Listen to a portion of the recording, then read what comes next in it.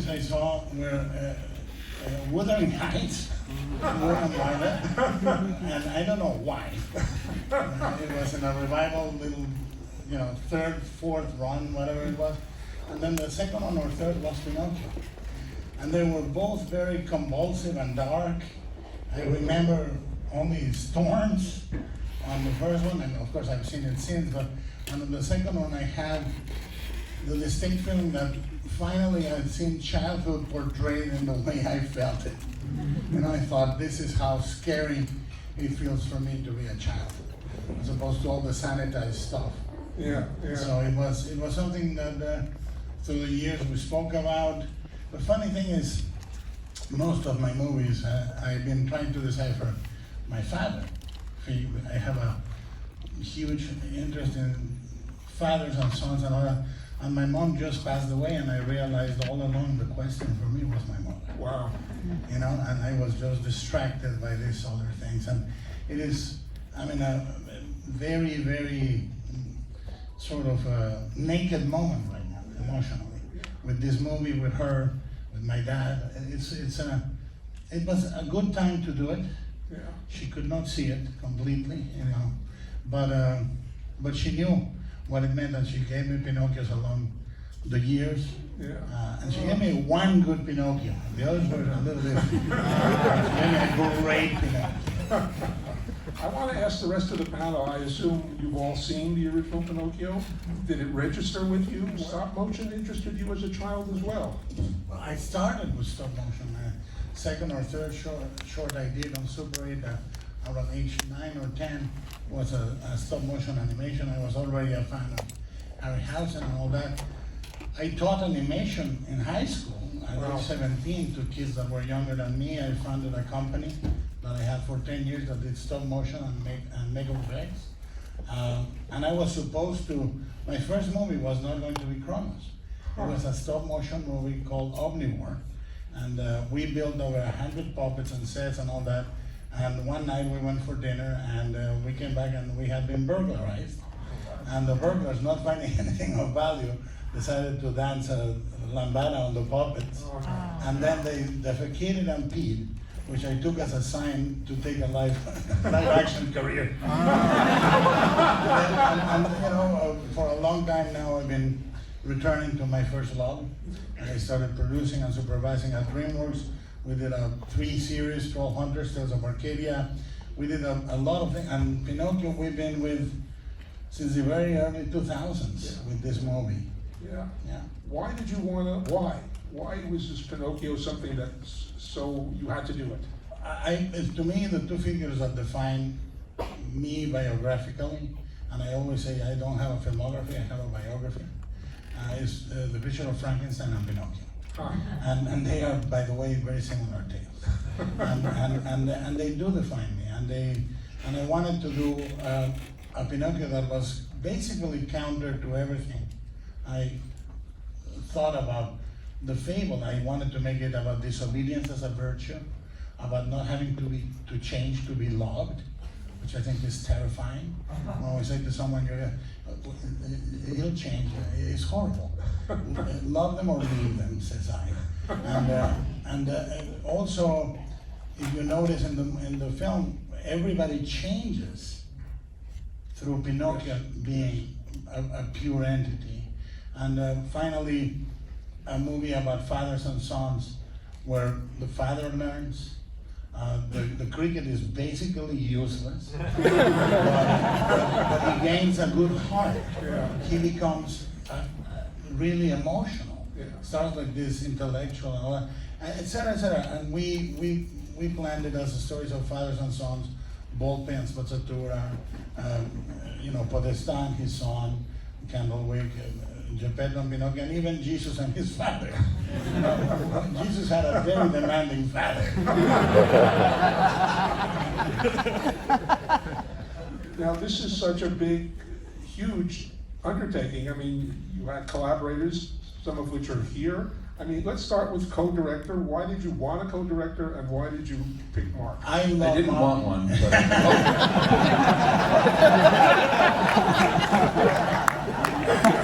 every day was a learning experience. I've admired Mark forever. I mean, when I was studying the work of Will Vinton, and we were doing claymation in my company, he was, a figure we looked up, which dates him very heavily. But I think that the important thing is, through the course of more than a decade and a half, I was hoping we would do is to push the acting and the animation forward. Technically, Leica had pushed the medium 10, 15 years into the future with rays and substitution and printing and all that. And I said, well, but the acting, it's still pantomime for me. It's still this sassy, hip, urban, everybody's cool attitudes, and it's almost like an emoji language. You recognize the arch eyebrow, or the pointed finger. Every fucking character, the same character with a slightly different design.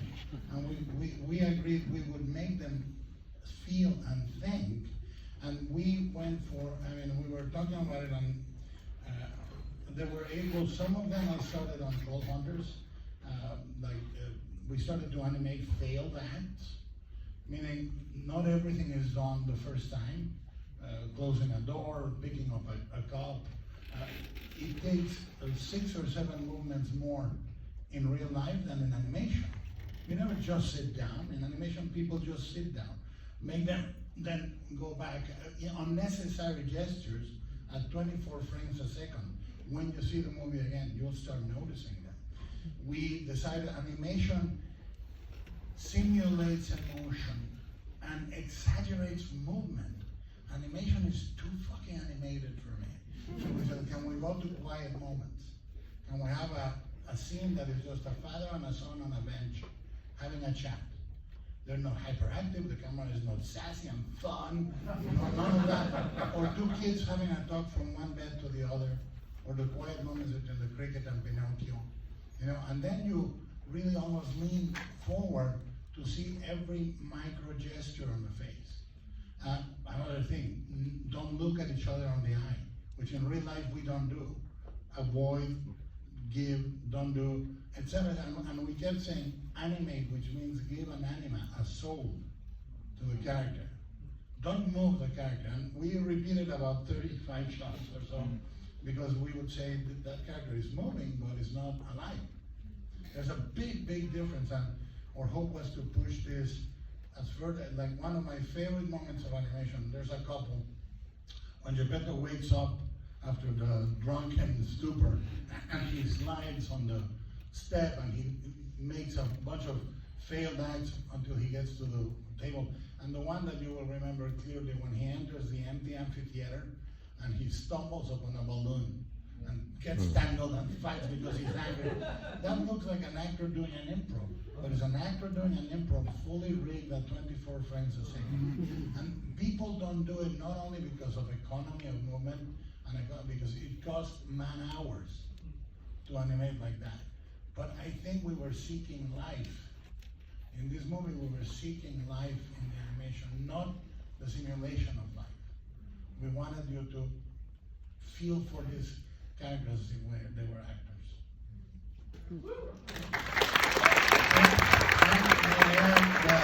We said to the animators, we will credit you as actors in the final film, and they're credited right next to the cast, which is not and we promised that nobody would fuck with this movie. No studio notes, no fucking previews where people say, and we kept it. So,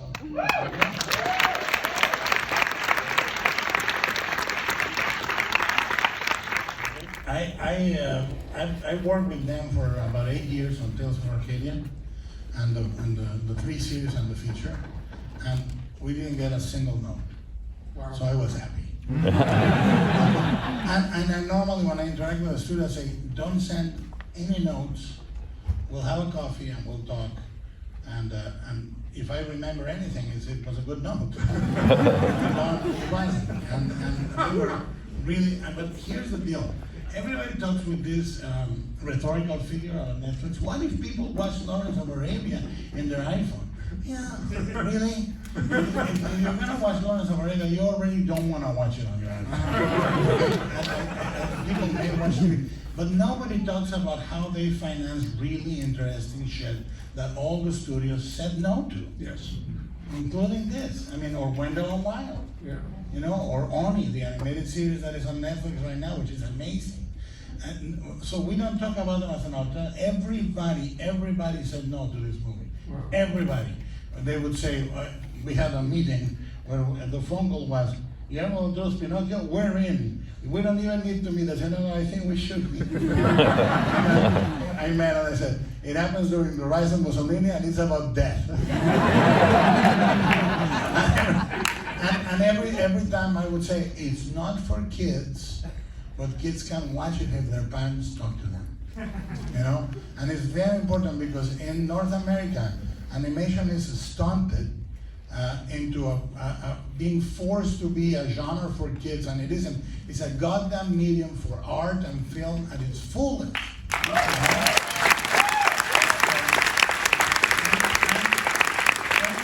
Everybody said no. We were on the verge of the precipice, I won't detail, but we were about to sell organs for experimentation. And we were very close to closing a deal that was going to be really nuts. And I said, you know what, let me pitch it on Netflix, because we have it. And they said yes in the room exactly that day. Wow. So, you know, it was and throughout the entire process, we were left alone. Wow, that's pretty amazing. You don't hear that a lot.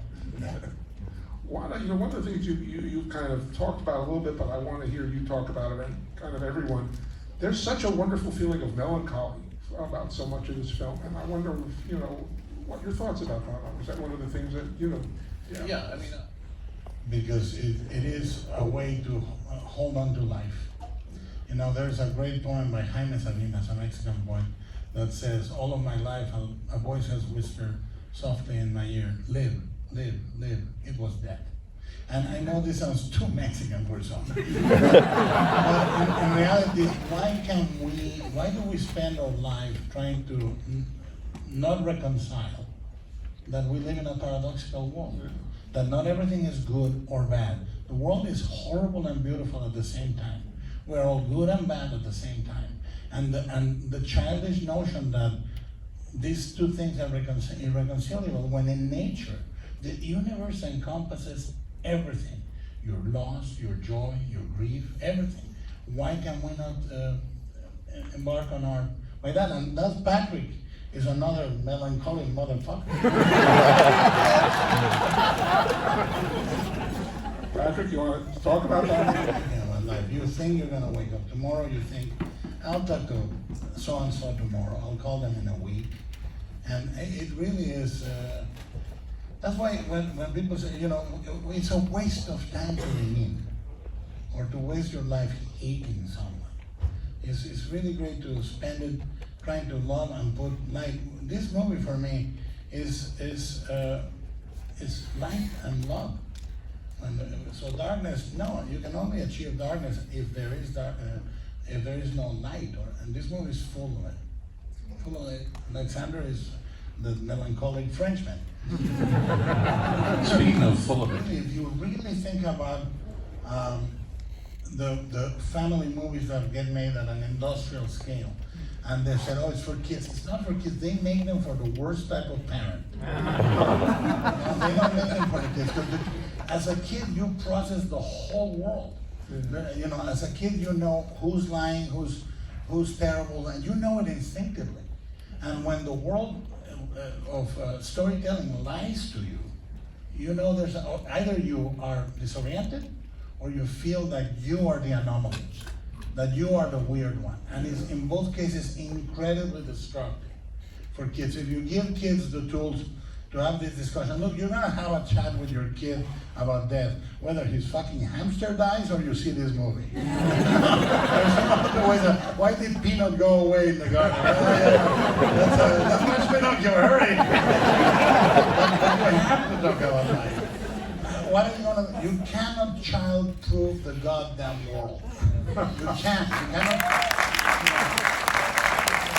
Every electrical outlet in the world is ready for the kid to stick the fork. If you don't talk with them about it, then you're not preparing them for life. So I think, the other day I was at a Q&A with Quentin Tarantino, and he said the scariest, most violent movie he ever saw was Bambi. And I kind of agree. It's the only time that I've ever said to my parents, please take me away. Go back home. Well, guys, we could talk all